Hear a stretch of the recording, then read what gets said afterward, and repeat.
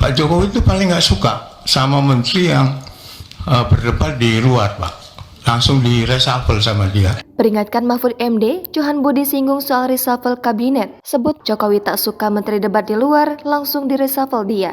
Johan Budi, anggota Komisi 3 DPR RI, mengingatkan Menko Polhukam Mahfud MD agar tak usah berdebat di ruang publik.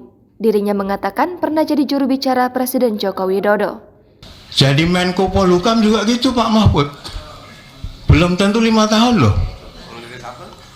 Kalau di reshuffle, apalagi ada rame-rame begini. Pak Jokowi, saya pernah di Pak Jokowi, Pak. Saya pernah jadi juru bicara Pak Jokowi. Pak Jokowi itu paling nggak suka sama menteri yang berdebat di luar, Pak. Langsung di reshuffle sama dia. Johan menyebut Presiden Joko Widodo tidak segan-segan mencopot menterinya yang sibuk berdebat di hadapan publik.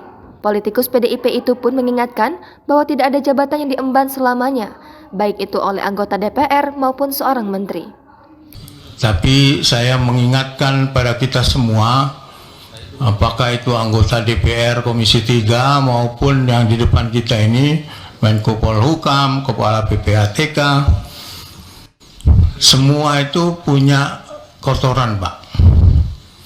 Punya sisi gelap.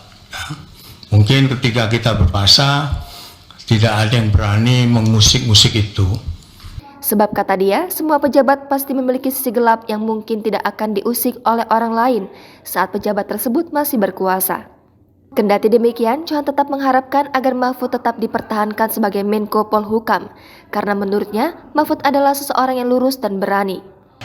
Tentu saya berdoa dan saya mengagumi Pak Mahfud. Pak Mahfud tidak di reshuffle gara-gara ini.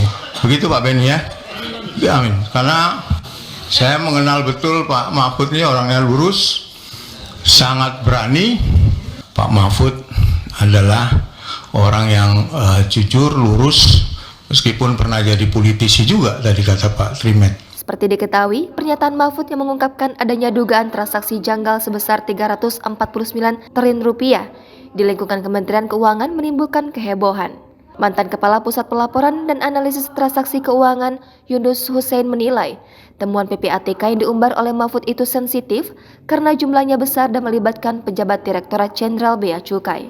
Sebelumnya, anggota Komisi 3 DPR RI, Arteria Dahlan sempat mempertanyakan mengapa dokumen temuan terkait TPPU terkait transaksi janggal sebesar 349 triliun rupiah di Kementerian Keuangan bisa bocor ke publik. Kemudian dia menyinggung pasal 11 Undang-Undang Nomor 8 Tahun 2010, di mana dokumen temuan terkait TPPU seharusnya dirahasiakan. Udah kok ke Prof seperti itu? Saya katakan saya udah diam, kok Prof masih ngegas? Saya harus melawan, saya bilang seperti itu. Jangan lupa subscribe, share, komen, dan like ya.